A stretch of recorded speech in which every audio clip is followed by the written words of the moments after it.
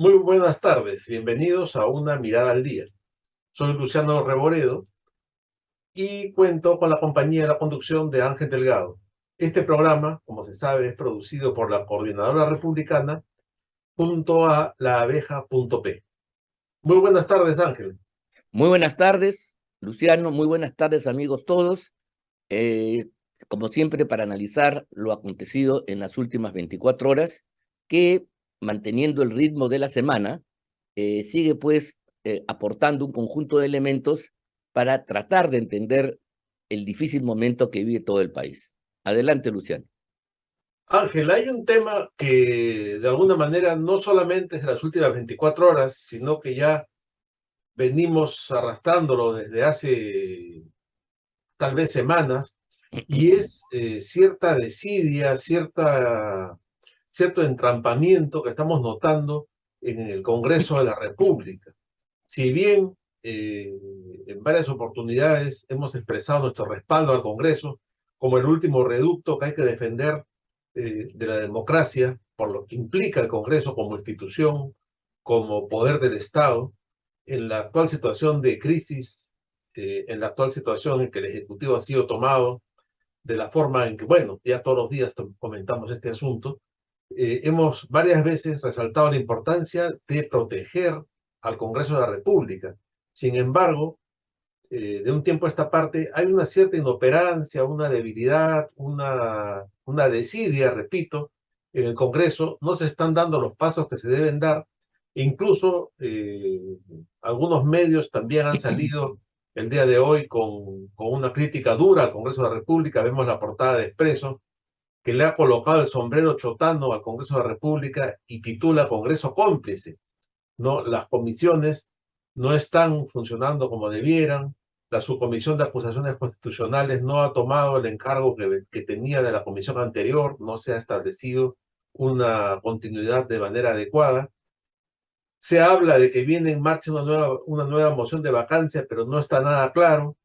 Incluso sigue vigente en muchos aspectos temas éticos, el tema de los niños. En fin, Ángel, ¿cuál es tu primera aproximación a este tema el día de hoy? Bueno, creo que el tema del Congreso es un asunto muy importante. Primero, porque el Congreso efectivamente es parte del ordenamiento jurídico del país, es uno de los poderes del Estado, el poder legislativo, la representación de la nación, donde están representados ahí todos los grupos, partidos que compiten en la escena electoral. Y el Congreso de la República es el contrapeso al otro poder, al gobierno, al poder ejecutivo, y por lo tanto su rol es imprescindible para el funcionamiento de cualquier democracia. De ese punto de vista, la carátula que estoy leyendo aquí del Diario Expreso no es sino el sentimiento masivo de la comunidad peruana que se siente defraudado porque teniendo en sus manos la representación nacional para poder darle punto final a la pesadilla que asola a todos los peruanos, sin embargo el Congreso, por múltiples razones que vamos a analizar, no puede cumplir tal cometido. Y entonces la imputación es de Congreso cómplice. Congreso cómplice no significa, de mi punto de vista, que el Congreso sea culpable.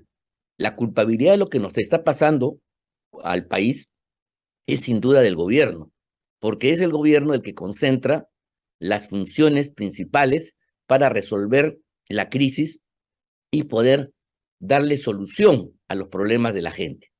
El gobierno, quiero yo decir, que tiene, por ejemplo, bajo su mando, Castillo, manda a 1.350.000 servidores públicos, un aparato inmenso distribuido por todo el territorio de la República.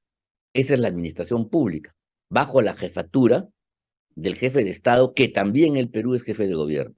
En segundo lugar, el presidente de la República concentra el 99.5 o 4 del presupuesto nacional, más de 180.000 millones de soles, con los cuales evidentemente, con la firma del ministro de Economía, puede disponer obras, financiar servicios, en fin. le da un poder extraordinario quien tiene la caja. Y si a eso le sumamos que es el presidente de la República, el jefe de las Fuerzas Armadas y de las Fuerzas Policiales, y que además, al ser representante de la nación, bueno, pues encarna y es el punto dinámico, el punto central del gobierno, obviamente su poder es extraordinario. Y entonces lo que está pasando en el país, para que quede claro, no es culpa del Congreso, es culpa de Castillo y la banda ineficiente que hoy día lo acompaña en la tarea gubernativa. Esto hay que decirlo con todas sus letras porque nosotros queremos también salir al frente a esta leyenda caviar que quiere que se vayan todos simplemente. Pero creo que la culpa del Congreso es de otra naturaleza, es justamente la incapacidad para poder resolver el problema y no reunir los votos para alcanzar la vacancia o darle trámite a otras soluciones que podrían también apoyar en la misma dirección de superar la pesadilla que nos asola.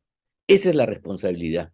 Por eso cuando hacemos una crítica al Congreso tenemos que ser muy duros, pero también al mismo tiempo reconocer que si queremos mantenernos dentro del orden jurídico y el Estado de Derecho, la solución para acabar con Castillo tendrá que ser una que pase por el Congreso de la República, de alguna u otra manera.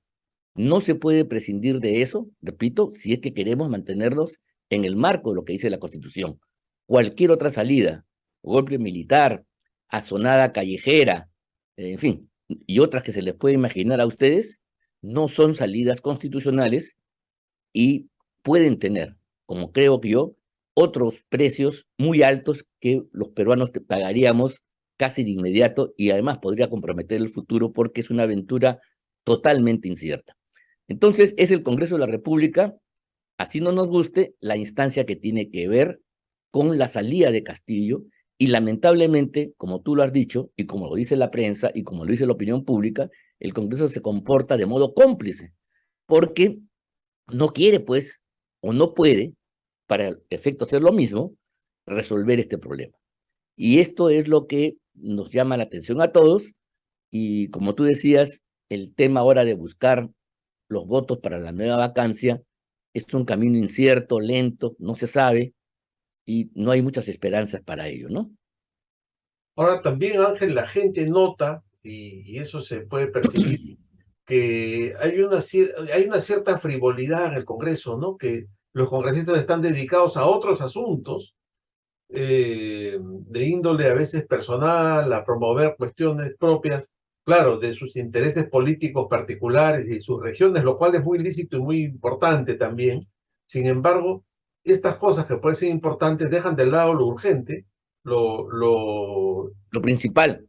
claro, lo que resulta impostergable, que es tratar el tema concreto de la crisis política a la que nos está llevando Pedro Castillo y la gente que lo rodea, ¿no? Es decir, resulta inconcebible que haya temas vinculados a asuntos éticos, a asuntos de naturaleza delictiva en el Ejecutivo y que el Congreso miren para otro lado, ¿no? Y que haya sucedido todo lo que hemos visto en la subcomisión de acusaciones constitucionales y que hasta el momento no se retomen esos asuntos pendientes, entre ellos la acusación de la cual tú eres partícipe junto con otros juristas relacionada con este tema de la traición a la patria y la entrega de la soberanía del mar a Bolivia, ¿no? Ese asunto, por ejemplo, está pendiente, ¿no? Entre otros muchos, ¿no? Incluso no se escucha una posición contundente de muchos congresistas, no se escucha como en otras ocasiones, no hay una voz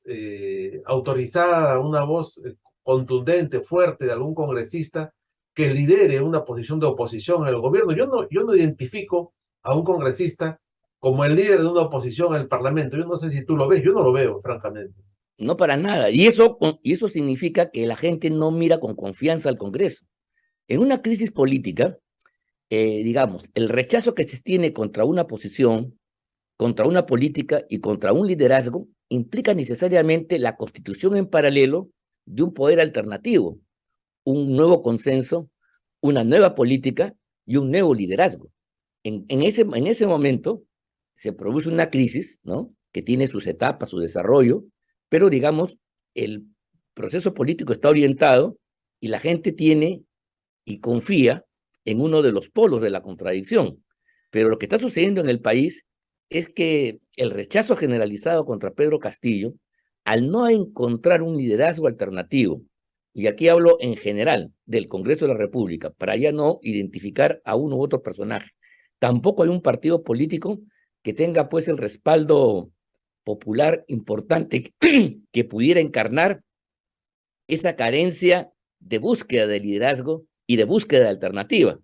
No tienes tampoco un movimiento de la sociedad civil y eso que los colectivos, la coordinadora republicana, un conjunto de personalidades han venido participando.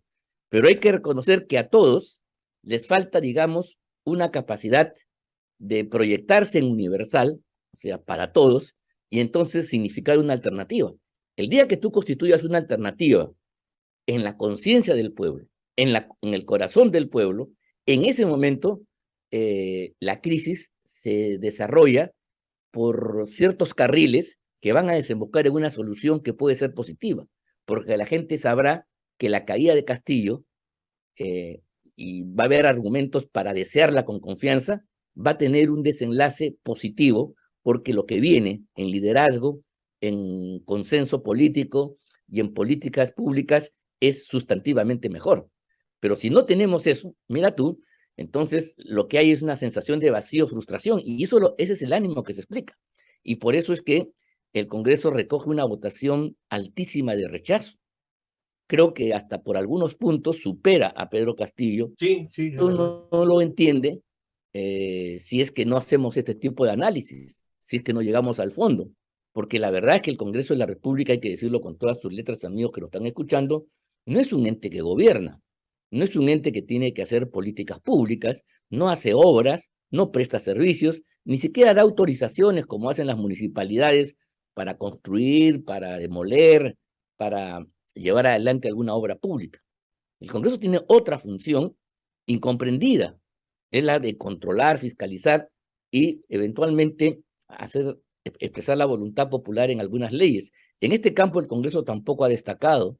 En este año yo creo que hubiera podido perfectamente eh, desarrollar más su potencial legislativo y atendiendo a los vacíos que el gobierno castillista no lleva, digamos, intentar mediante leyes suplir. Esto no es muy ortodoxo lo que estoy diciendo, por supuesto, pero sí hubiera sido un mecanismo que capaz podría haber legitimado mejor al Congreso.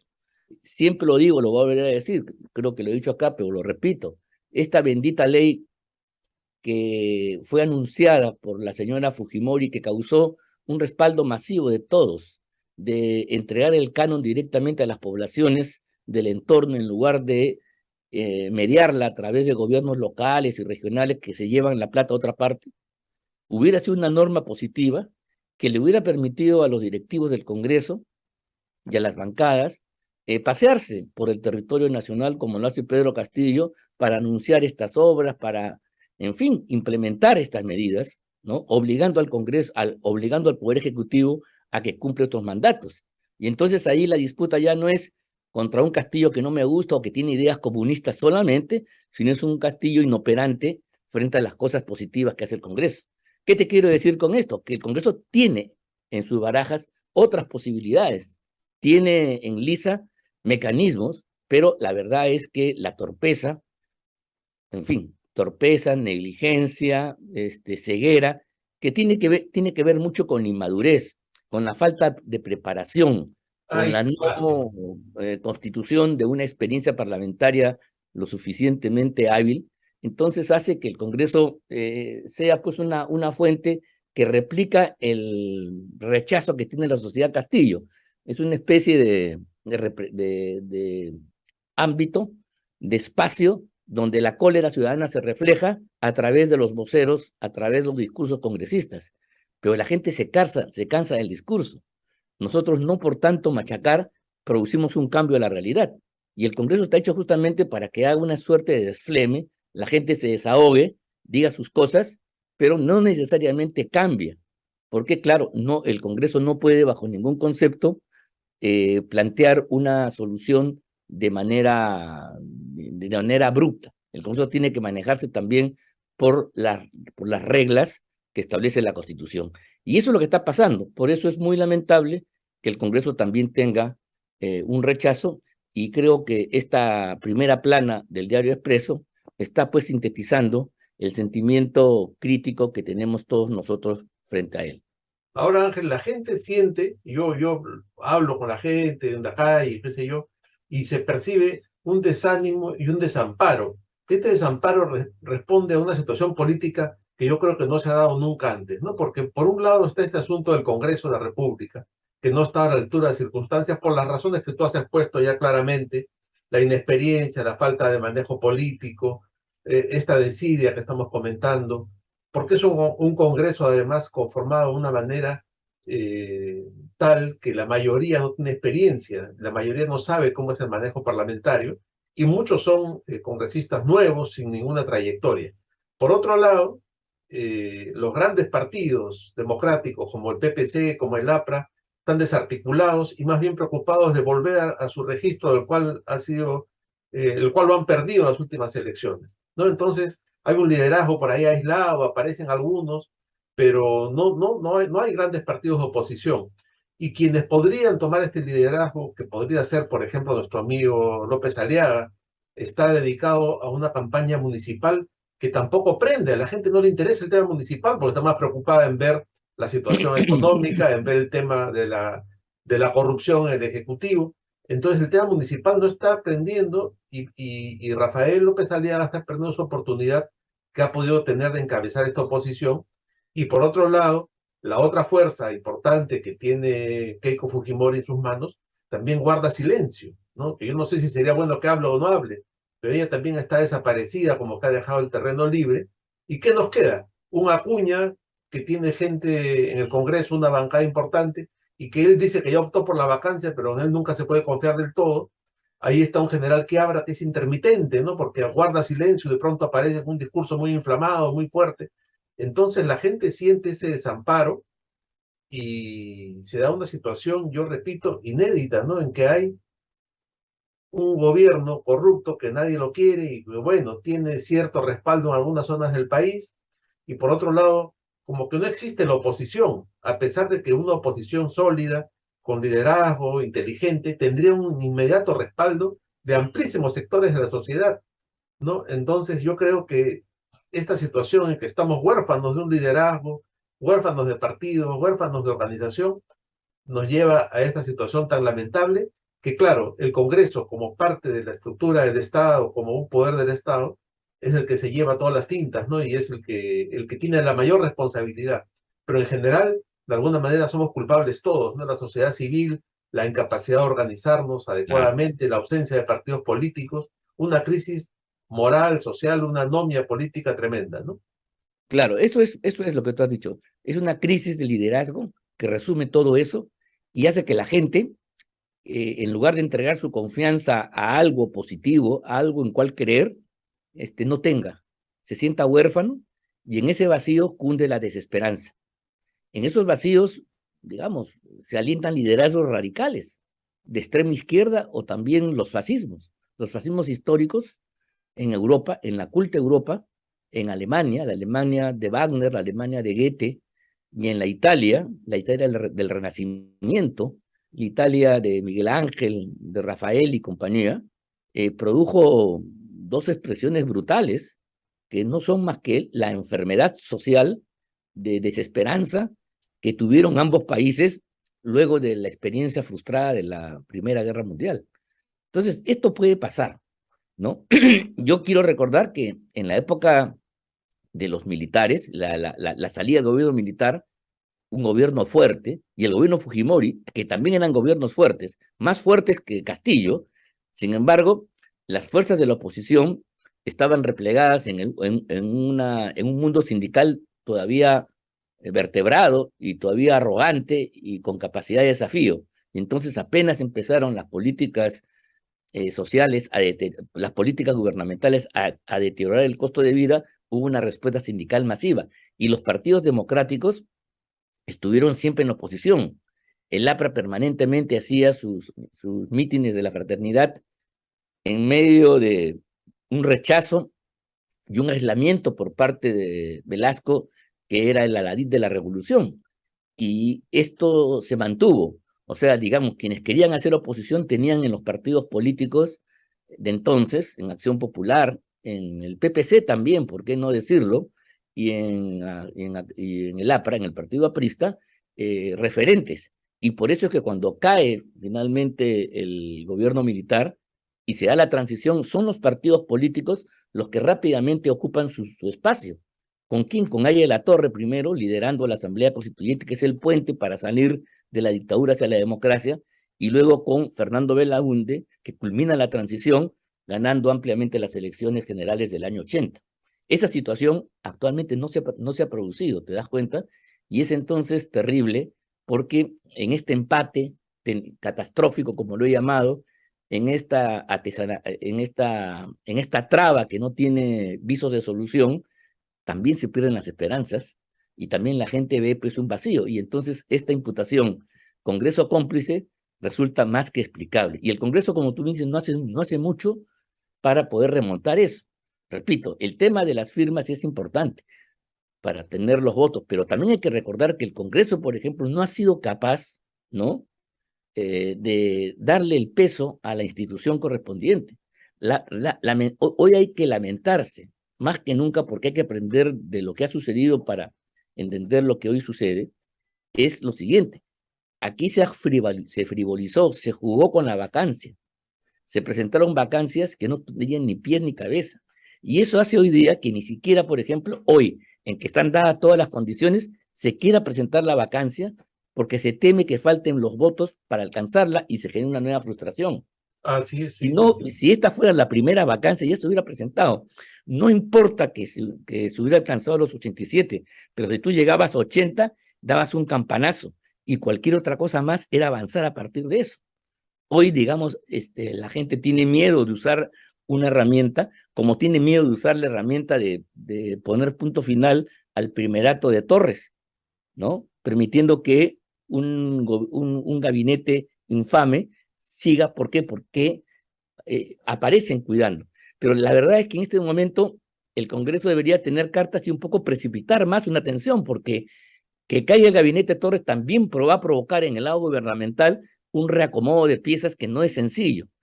Y por supuesto, lo que tú dices, darle el impulso correspondiente a las dos denuncias constitucionales que están en marcha y que son decisivas para poder resolver el problema, el de la traición a la patria, pero también la denuncia contra la vicepresidenta Dina Boluarte, que tiene un fundamento sólido, totalmente sólido, como es el hallazgo de Contraloría, pero no se está tramitando, se ha entrabado, y entonces da la sensación que el Congreso está paralizado, y ahí entonces la portada que estamos comentando.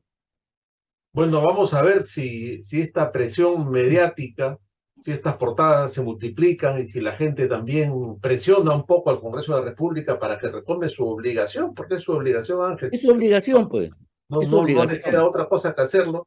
Y hay ese temor, pues, ¿no? Se hablaba tanto de la bala de plata, ¿te acuerdas? Ese concepto que se difundió. Y hay el temor de gastarla, ¿no? Hay el temor No, de... pero la bala de plata la han jugado con la vacancia. Claro, claro, una vacancia La mal vacancia también es jugada. una bala de oro o de Y plata. ahora, claro, no se quiere censurar al gabinete porque quedarían contra las cuerdas, pero son los mecanismos constitucionales que les quedan y que tienen a la mano y que hay que saber jugar con inteligencia, Bueno, ¿no? han debido, Entonces, por ejemplo, el tema de Dina Boluarte, no sé por qué se detiene. Y claro, ahí no repito, hay nada que hacer. Ahí, pero también ahí hay acuerdos bajo la mesa, movidas de los grupos caviares, entonces no se puede confiar en todo el asunto, no, no se no, sabe a dónde podría llegar, ¿no? no tengo ninguna duda que estas cosas tienen explicación.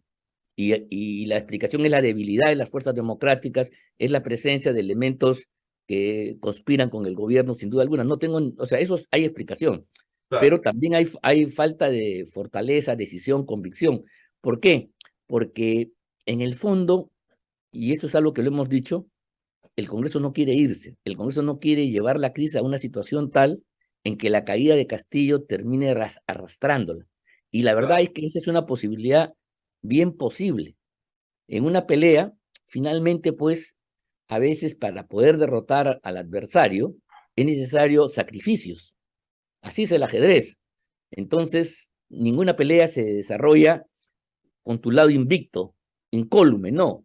tiene que haber sacrificios, y a veces tú para generar una situación que no puede resolverse de manera fácil, es menester que digamos, quien tiene poder lo utilice todo mal y produzca una nueva situación. Finalmente esto desembocaría en nuevas elecciones, y si los congresistas se han jugado por eso, ¿qué importa que el Congreso se disuelva?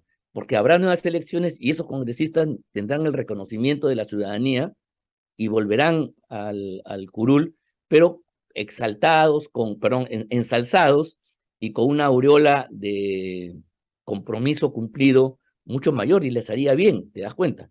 Pero Sí, no, claro, aquí prima la claro. timidez. ¿Qué será? Me cuentan algunos que dice que muchos se han comprometido ya en préstamos para un departamento, un carro, contra su sueldo. Entonces, si mañana el sueldo se les cortara abruptamente por un cierre del Congreso, de cualquier manera, entonces están en problemas. Entonces, este tipo de cálculos mezquinos son los que están dominando la cabeza de los congresistas, de muchos de ellos, que en lugar de asumir las cosas como corresponde a la altura del momento, están pues esquivándola, corriendo por el costado, haciéndose los tontos, haciéndose el muertito, y eso creo que está generando el repudio ciudadano, como lo estamos viendo. Sí, no, sin duda, Ángel. Está, bueno, creo que hemos hecho una disección bastante clara de todo el aspecto del Congreso y de la escena política y de por qué estamos en este entrampamiento, ¿no? Eso está clarísimo. Y esto último que tú mencionas ya pues son razones Claro. de tercer o cuarto orden que Pero tendremos que son, ¿ah? lamentar mucho, Que que son las que a tendremos que veces son. lamentar mucho. Es cierto, es ridículo, pero a veces eso es lo que tiene más peso. Sí, sí, claro, ¿no? Bueno, no sé cómo calificarlo, pero es Así es. lamentable, es lamentable. En fin, se nos ha ido el tiempo del programa, que a veces se pasa volando, pero este tema era imprescindible que Sí, lo creo tratemos que el día sí. de hoy. Y simplemente para concluir, decir que esto no es una alegoría, no es un reclamo contra el Congreso en cuanto a tal. Seguimos nosotros creyendo que el Congreso es fundamental para la democracia.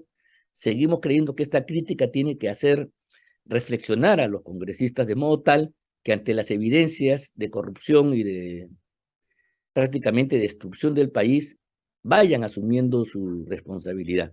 Esto es difícil, pero es la única manera de lograr hacerlo. Creo que la combinación de las evidencias que están saliendo en la vía judicial, con el rechazo ciudadano que debe también expresarse en las calles, más el convencimiento que tiene que hacerse en el seno del propio Congreso, incluso con gente que ha votado por Castillo, porque la gente que votó por Castillo no necesariamente tiene que estar de acuerdo con la conducta corrupta del señor Castillo y su gente, Así es. y ellos deberían tomar distancia. O sea, ahí hay un espacio de convencimiento que hay que explotarlo un poco más, y creo yo que seguir pues hasta que se produzca una situación tal de que las cosas puedan cambiar.